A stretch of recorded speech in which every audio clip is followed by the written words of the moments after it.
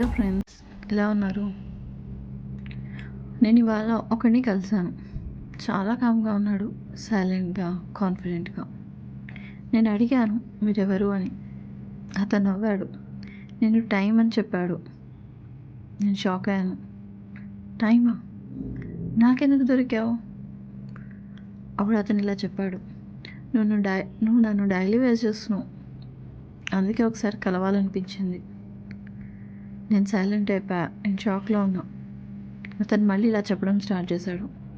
నేను అందరికీ ఈక్వల్గా దొరుకుతాను. కొంతమంది నాకు చాలా వాల్యూ ఇస్తారు, దానివల్ల వాళ్ళు చాలా సక్సెస్ అవుతారు. అండ్ కొంతమంది నన్ను కిల్ చేస్తారు, వేస్ట్ చేస్తారు.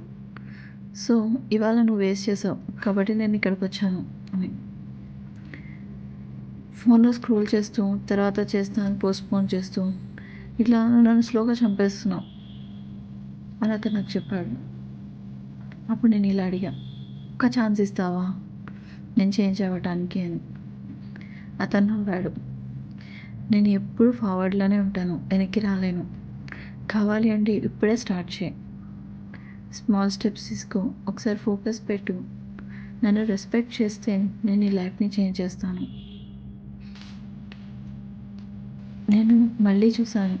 అతను నాకు కనిపించలేదు, కానీ ఒక వాయిస్ మాత్రం వినిపించింది. నన్ను వేస్ట్ చేయకు, నేను తిరిగి రాను కూడా.